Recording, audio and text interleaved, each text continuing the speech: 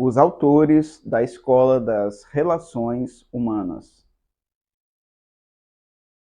Kurt Lewin.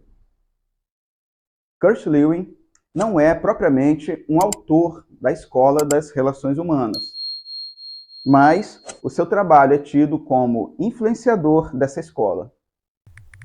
Ele foi o proponente da teoria de campo, a qual baseia-se na premissa de que o comportamento humano é derivado da totalidade de fatos coexistentes e de que tais fatos coexistentes funcionam como um campo dinâmico no qual todas as partes dependem da inter-relação entre si. Para Lewin, portanto, o comportamento humano é a resultante da interação entre a pessoa e o seu ambiente. Desse modo, na visão de Lewin, um determinado sujeito permanecerá estático, ou seja, em estado de inatividade, até que surja uma necessidade a ser satisfeita. Essa necessidade cria um estado de tensão que o impulsiona na direção de um objeto que satisfaça a essa sua necessidade, aliviando a tensão. Porém, a existência de obstáculos intransponíveis ou a impossibilidade de se alcançar o objetivo desejado podem aumentar muito a tensão, levando a pessoa a um estado de desorientação. O indivíduo é influenciado pelos elementos do seu ambiente psicológico. Pela expressão ambiente psicológico, entenda-se que se refere à forma como o indivíduo interpreta o seu ambiente, como ele o percebe. Esse ambiente ganha uma valência positiva ou negativa de acordo com o potencial que a pessoa sente de lhe causar satisfação ou prejuízo. Assim, os elementos do ambiente, pessoas, objetos, situações, atraem ou repelem a pessoa conforme a valência positiva ou negativa que ela lhes atribuiu. Os elementos com valência positiva atraem, enquanto os de valência negativa a repelem. Essas forças de atração e de repulsão criam vetores que impulsionam a pessoa em uma direção ou em outra. Quando dois ou mais vetores atuam ao mesmo tempo sobre a pessoa, a direção que ela passa a seguir é o resultado da interação desses vetores. Entretanto, ainda podem surgir obstáculos no caminho que impedem a movimentação em curso e que, por isso, podem adquirir uma valência negativa caso sejam intransponíveis.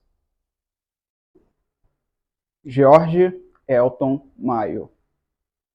Antes de iniciar este vídeo, só quero te informar que se você é estudante ou profissional e precisa apresentar horas de treinamento na faculdade ou no trabalho, eu forneço certificados das aulas que estão na playlist Teoria Geral da Administração -TGA. Para isto, basta você assistir a aula do seu interesse e, em seguida, visitar o site do curso Administrando, cujo link está na descrição dos vídeos. Que lá, além de você encontrar um material escrito e gratuito para ler online, também vai encontrar as instruções para a retirada do certificado. O certificado sobre a Escola das Relações Humanas só estará disponível quando tivermos finalizado todos os vídeos abordando, mas os vídeos dos temas anteriores estão todos disponíveis. Também não esqueça de engajar comigo. Inscreva-se no canal, curte, compartilha e comente nos vídeos. Deixe suas dúvidas e sugestões. Eu agradeço. George Elton Mayo nasceu em Adelaide, Austrália, a 26 de dezembro de 1880. Ingressou em diversas faculdades de medicina em Adelaide e na Inglaterra, mas abandonou os cursos por falta de interesse, indo depois disso para a África Ocidental, voltando, entretanto, posteriormente, para a Inglaterra, onde escrevia artigos para revistas e atuava como professor de inglês na Working Men's College, a primeira faculdade da Europa criada para educação de homens adultos, baseada no cooperativismo e no socialismo cristão. Em 1905, Maio retorna para a sua cidade natal para trabalhar em uma gráfica. Mas em 1907, ele retorna para a universidade para estudar filosofia e psicologia. Já em 1911, Maio se torna professor de filosofia mental e moral na Universidade de Queensland, em Brisbane, Austrália, onde também atuou no comitê de guerra da universidade, bem como professor na Associação Educacional dos Trabalhadores. Influenciado por Freud e Jung e Pierre Janet, ele estudou a natureza do colapso nervoso, tornando-se pioneiro no tratamento psicanalítico do choque de guerra. Maio mudou-se para os Estados Unidos em 1922, ingressando como pesquisador associado na Wharton School da Universidade da Pensilvânia, período no qual pôde investigar o fenômeno da alta rotatividade de mão de obra em uma indústria têxtil. Este trabalho atraiu a atenção da Harvard School of Administration, onde foi nomeado professor associado em 1922 e professor de pesquisa industrial em 1929. A partir de sua participação na experiência de Hawthorne, Maio iniciou o seu trabalho de crítica à escola clássica da administração, ordenando suas opiniões no livro The Social Problems of an Industrial Civilization. Nele, Maio faz um contraponto à hipótese do populacho, segundo a qual a sociedade é como uma mera horda de indivíduos, ou seja, uma sociedade individualista, na qual o indivíduo busca apenas o seu proveito próprio, de maneira calculista e de forma a utilizar ao máximo suas faculdades para a consecução de seus objetivos. Esta visão da natureza humana servia de justificativa para que a escola clássica concluísse pela necessidade de manter um rígido controle sobre os operários. Já que o homem da escola clássica é tão egoísta, a obtenção de resultados em uma atividade industrial de natureza tão coletiva exigia a mitigação do individualismo pela força exterior, ou seja, a imposição da melhor maneira de se fazer, determinada pela administração da fábrica a cada indivíduo individualmente.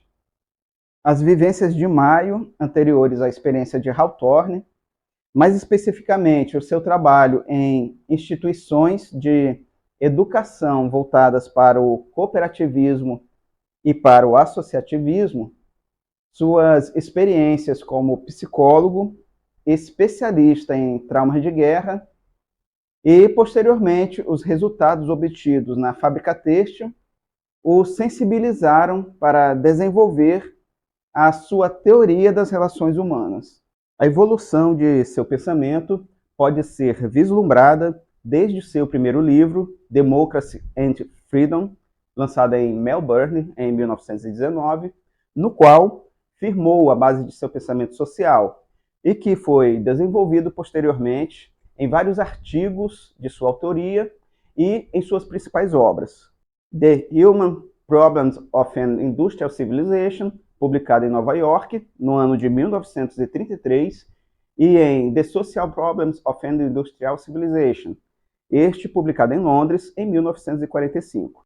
Observando o nível perturbador das lutas industriais e conflitos políticos em seu tempo, Maio formulou uma analogia entre a neurose de guerra e as causas psicológicas da agitação industrial, baseando-se na antropologia social, ele argumentou que o moral do trabalhador dependia de sua percepção da função social de seu trabalho.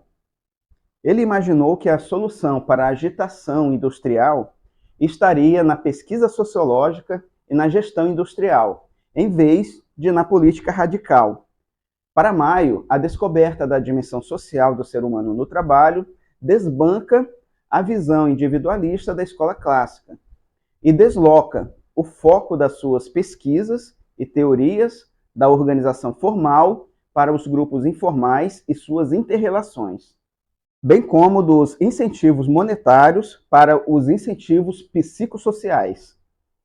Do ponto de vista da estrutura da organização, concluiu que o pequeno grupo opõe-se à estrutura formal, importando das relações sociais dos grupos primários, como a família, a igreja, time de futebol, dentre outros, as funções sociais nele desempenhadas.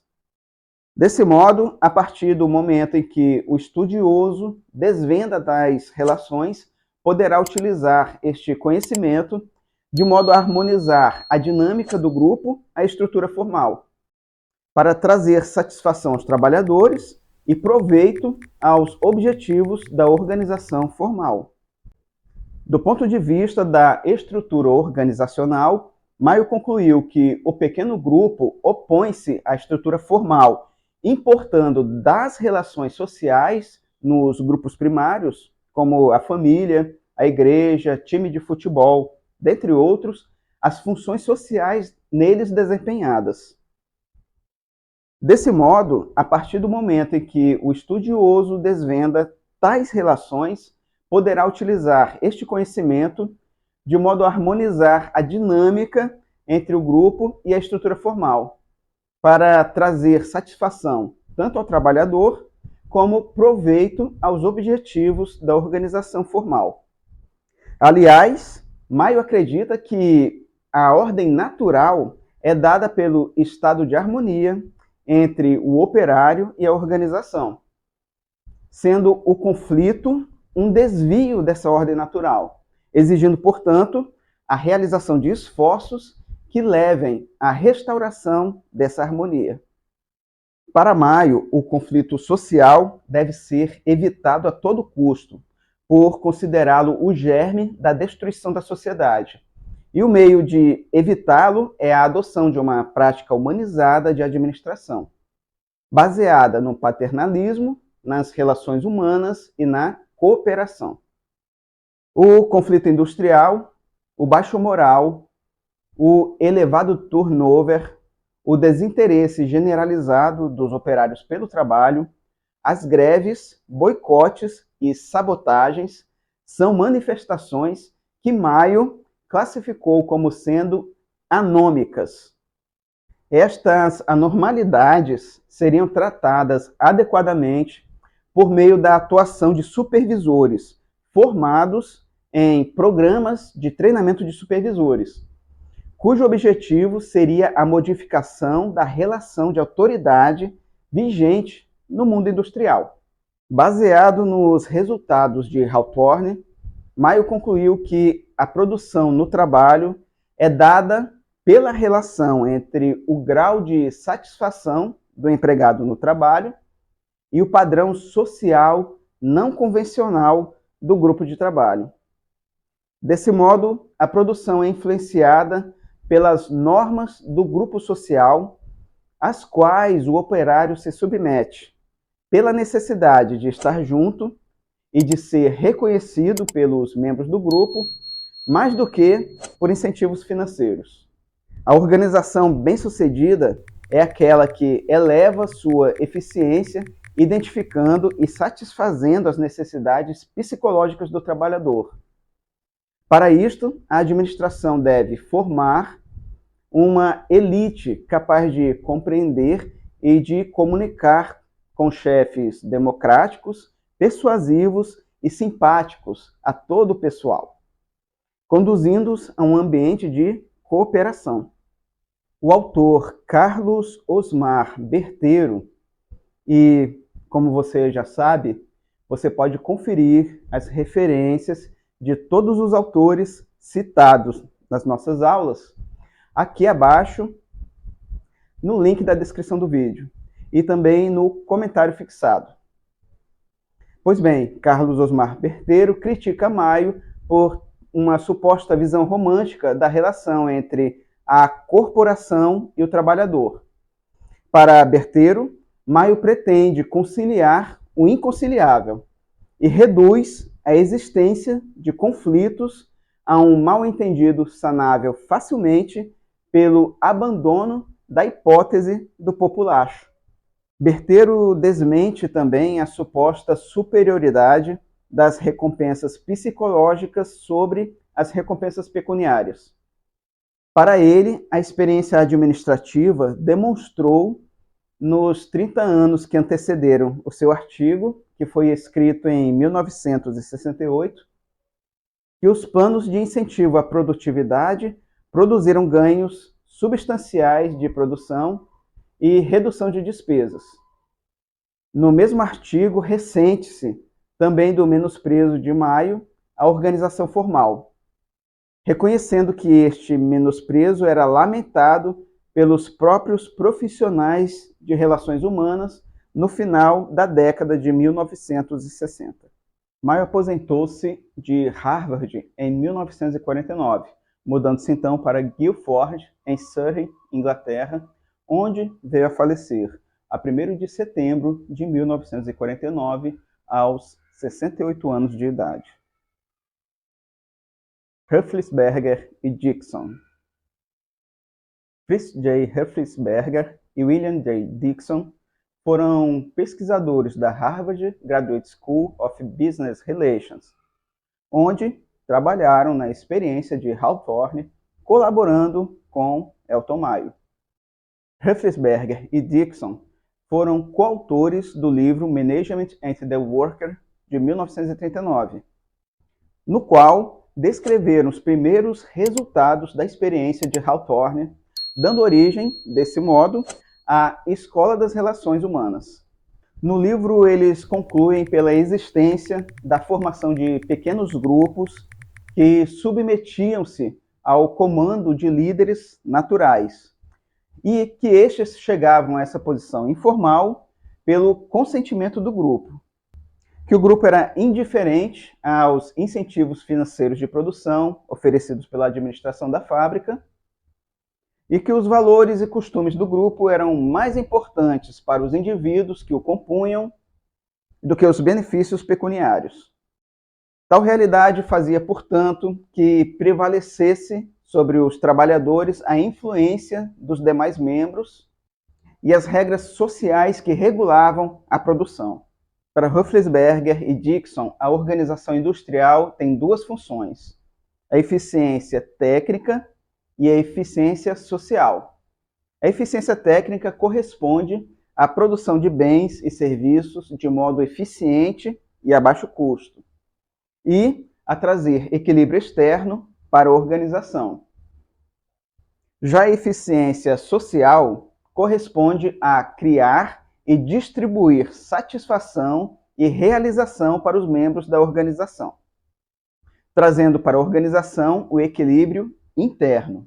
As duas formas de equilíbrio, o equilíbrio externo, trazido pela eficiência técnica, e o equilíbrio interno, trazido pela eficiência social, devem ser simultaneamente buscados pela organização.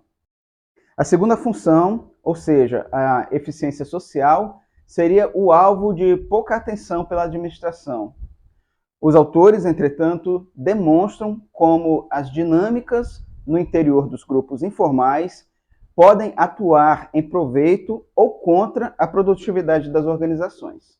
Outra consideração de importância para as empresas é o reconhecimento de que o trabalhador traz de fora da empresa toda uma carga emocional determinada pela sua vida social e história pregressa.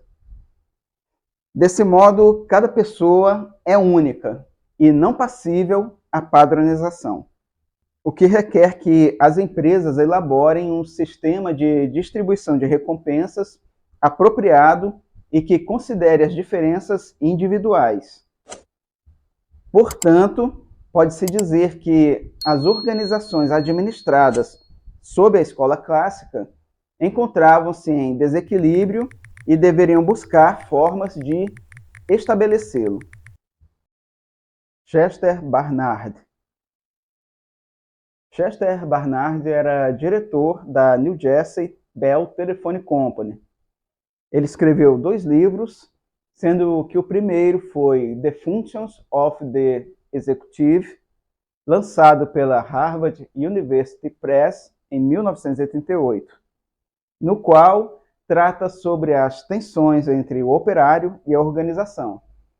Já o seu segundo livro, lançado 10 anos depois, chamou-se de Organization and Management, de 1948, também pela Harvard University Press.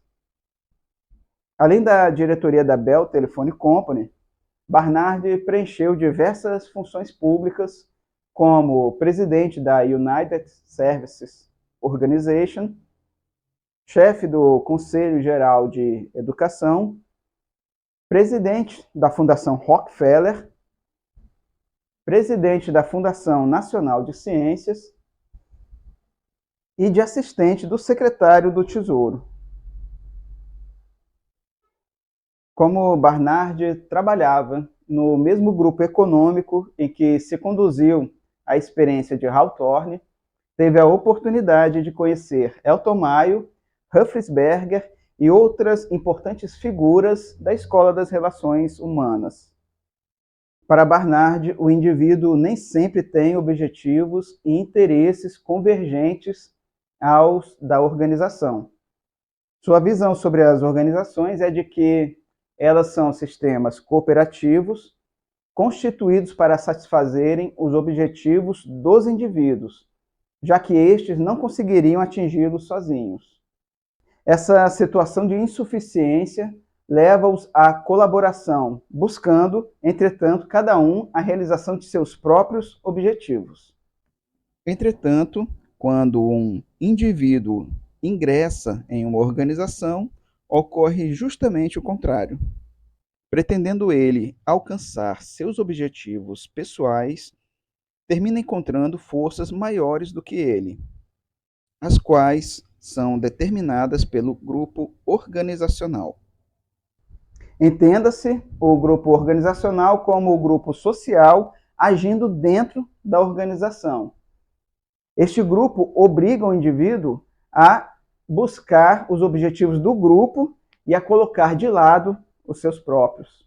Para Barnard, a função do executivo, neste contexto, não é a de intervir no processo de socialização do operário, a não ser que seja para o encorajar a cooperação com o grupo,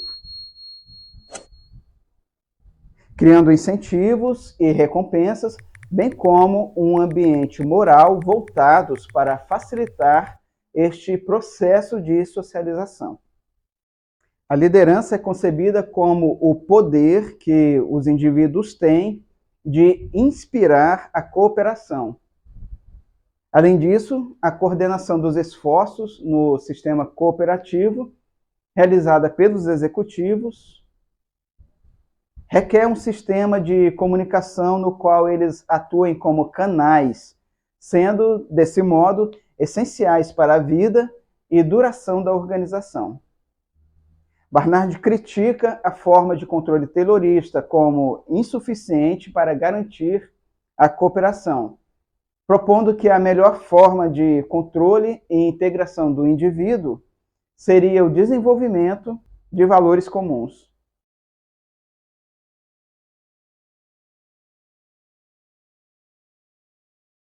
Se você ficou com alguma dúvida ou deseja que eu explore melhor alguns dos assuntos tratados na aula, deixa aí embaixo nos comentários que pode ser que eu grave um novo vídeo tratando melhor do assunto que você indicou.